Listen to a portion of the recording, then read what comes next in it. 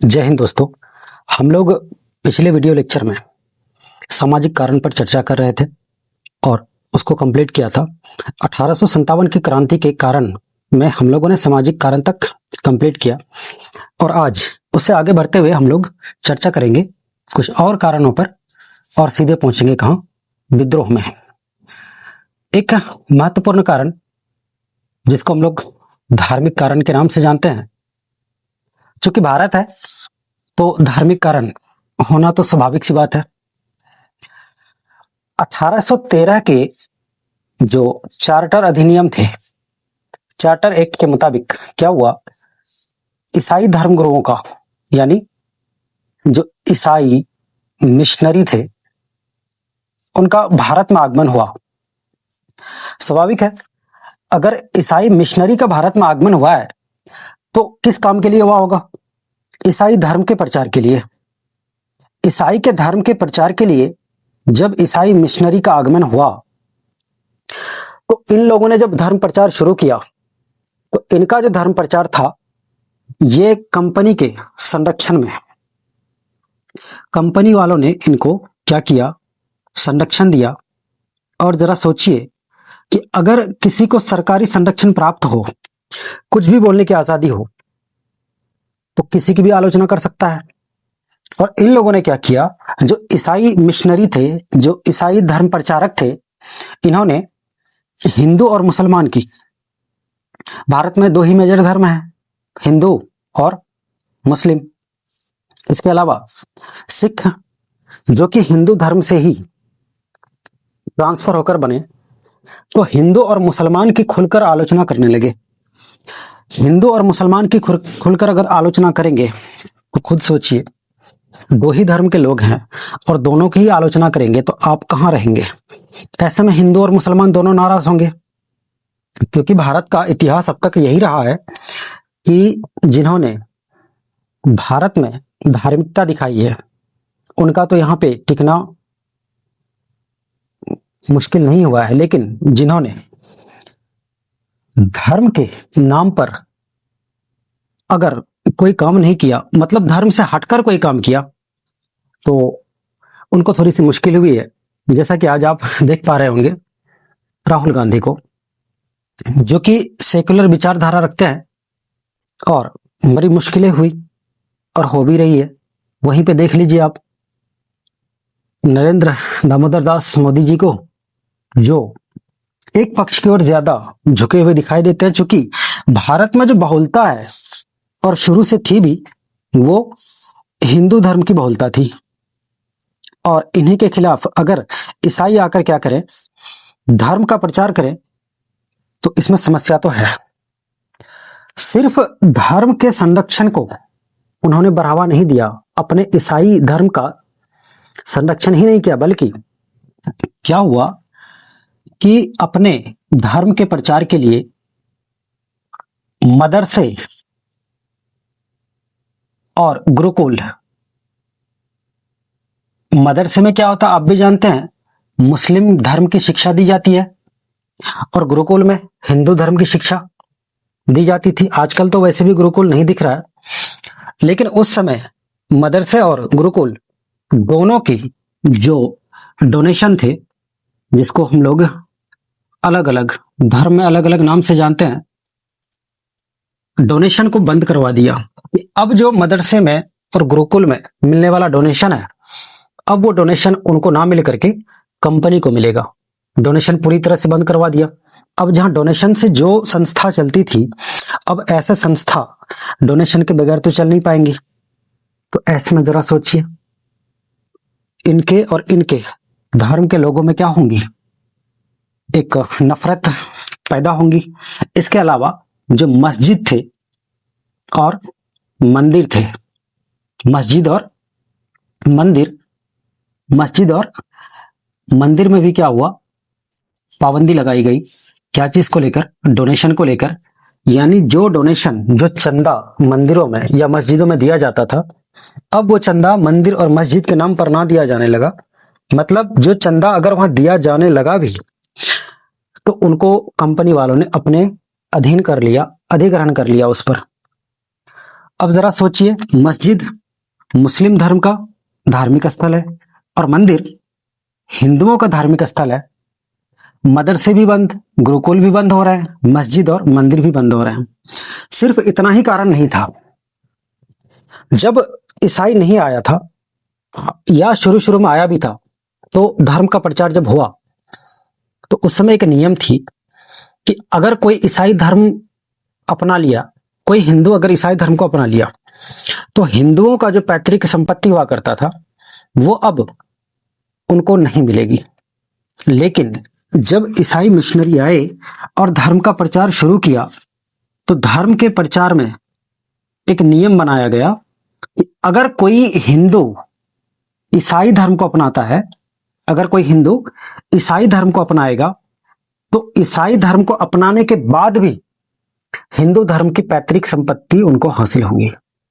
अब जरा खुद ही सोचिए, कोई हिंदू है, ईसाई धर्म को अगर अपना लिया जाता है उनके द्वारा, और हिंदू धर्म की जो पैतृक संपत्ति है, माँ बाप के दादा दादी की संपत्ति अगर उनको मिल रही है, और ईसाई धर्म का संरक्षण भी उनको प्राप्त हो रहा है, कंपनी का संरक्षण उनको प्राप्त हो रहा है, तो ऐसे में स्वाभाविक है कि ईसाई धर्म क्या होगा, तेजी से फैलेगा। और जब तेजी से फैलेगा तो हिंदू और मुस्लिम दोनों धर्म का क्या होगा, दोनों धर्म नष्ट होगा। तो धर्म नष्ट ना हो इस बात से उग्र हुए कौन, हिंदू और मुसलमान दोनों। और फिर दोनों ही क्या किए, अपने अपने धर्म गुरुओं के माध्यम से, जैसे मदरसे में जो मौलवी होते हैं, उन्होंने अपने धर्म का प्रचार किया और ईसाइयत के खिलाफ अच्छी खासी आवाज उठाई। उसी तरह से जो गुरुकुल के सन्यासी हुआ करते थे, उन लोगों ने भी क्या किया, गुरुकुल के लिए आवाज उठाई, ताकि ईसाई धर्म को फैलने से, तेजी से फैलने से रोका जाए। इसके अलावा एक और कारण आप देख सकते हैं, वो सैन्य कारण है। वैसे ही सैन्य कारण मैंने आपको प्रशासनिक कारण में बता दिया, लेकिन फिर भी इसको संक्षेप में देख लेते हैं। सैन्य कारणों में आपको मैंने बताया था कि अंग्रेज और भारतीय यानी इंडियंस दोनों में काफी डिफरेंसेस थी, दोनों में काफी ज्यादा भेदभाव। इनको उच्च पदों पर भर्तियां मिलती थी और इनको निम्न पदों पर, और इनका जो वेतन हुआ करता था, इनका वेतन उच्च होता था, जबकि इनका वेतन कैसा होता था, तो वेतन निम्न होता था। इसके अलावा ये तो बात रही कि जो भर्तियां होती थी उसके आधार पर। अब देखिए हुआ क्या, बंगाल रेजिमेंट में एक नियम बनाया समुद्र पार जाने की। और समुद्र पार जाना उस समय भारतीय संस्कृति में, भारतीय सभ्यता में अशुभ माना जाता था। और बंगाल के जो सैनिक थे उनको समुद्र पार जाने के लिए मजबूर किया गया। और जब समुद्र पार जाने के लिए मजबूर किया जाएगा तो गुस्सा तो उनमें आएंगी। और अगला कारण क्या था कि जो अवध, आपको मैंने बताया था कि अवध का अधिग्रहण कर लिया, कुशासन का आरोप लगाते हुए ये कहकर कि आप अवध को सही से नहीं चला पा रहे हैं और अवध की जनता आपसे बड़ी परेशान है, जिसके वजह से अवध को क्या किया जा रहा है, कंपनी शासन के अधीन कर लिया जा रहा है। जब कंपनी शासन के अधीन किया गया, अब जरा सोचिए वहां पे क्या होंगे, वहां के जो सैनिक है, वहां के सैनिक नाराज तो होंगे। क्यों नाराज होंगे, क्योंकि अब कंपनी वाले अपने हिसाब से सेना की भर्ती करवाएंगे उस क्षेत्र में, उस राज्य में। और जब अपने हिसाब से भर्ती करवाएंगे तो स्वाभाविक है सारे के सारे वो सैनिक जो किनके थे, अवध के नवाब के, उन सभी सैनिकों को नहीं लिया जाएगा, क्योंकि कंपनी में जो शासन चलाएगा तो उसमें अंग्रेजी सेना तो होना बहुत आवश्यक है। क्योंकि अगर सारे के सारे भारतीय सेना रख दिया जाए या अवध के सैनिक को रख दिया जाए तो कल होकर के क्या होगा, कंपनी के ही शासन को डुबा देगा, कंपनी को ही लूट लेगा। और जब कंपनी वालों ने अंग्रेज सिपाही को भर्ती किया तो भारतीय सैनिक क्या होंगे, बेरोजगार होंगे। और जब बेरोजगार हुए तो इनके अंदर भी क्या होगा, गुस्सा तो आएगा। तो ये कुछ कारण थे। लेकिन दोस्तों मैंने आपको क्या बताया था, क्रांति होने के लिए एक ऐसा कारण होना बहुत आवश्यक है जो तत्काल हो। मतलब उस समय ऐसा क्या हुआ जिसके वजह से क्या हुआ, क्रांति की ज्वाला भड़क उठी, उसको हम लोग कहते हैं तात्कालिक कारण। ये बहुत ही महत्वपूर्ण कारण है, इसको अच्छे से याद रखिएगा, अच्छे से देख लीजिए। जो तात्कालिक कारण था, इसमें क्या था कि अंग्रेज पहले ब्राउन बेस नामक बंदूक का इस्तेमाल करते थे, और ब्राउन बेस नामक बंदूक की जगह पर वो नया या नवीन एनफील्ड राइफल,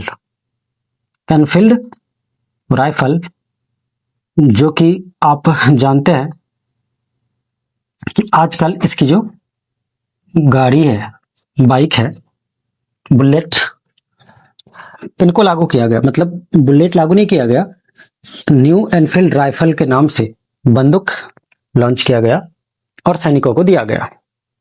बंदूक देना कौन सी बड़ी बात है, ये तो अच्छी बात है।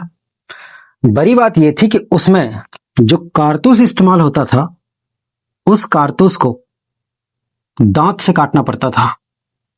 तो कारतूस को दांत से काटना भी तो बहुत बड़ी बात नहीं है, दांत से काट सकता है। लेकिन अफवाह ये फैल गई कि ये जो कारतूस है, ये कारतूस गाय और सुअर दोनों की चर्बी से बनी होती है। मतलब इस कारतूस को बनाने के लिए जो इस्तेमाल किया जाता है ना, वो गाय और सुअर की चर्बी का उपयोग किया जाता है। अब जरा सोचिए, अगर हिंदू धर्म है तो उनके लिए गाय की चर्बी बहुत ज्यादा अशुभ है, और मुस्लिम अगर हो तो उनके लिए सुअर की चर्बी बहुत अशुभ है। दोनों के धर्म को प्रभावित किया गया एक कारतूस ला करके। और अब हिंदू और मुस्लिम दोनों क्या होंगे, इस वजह से क्या होंगे, एकजुट होंगे, और एकजुट होकर क्या करेंगे, विरोध करेंगे कि हम ऐसे कारतूस को दांत से नहीं काटेंगे जिसमें गाय और सुअर की चर्बी मिली हो।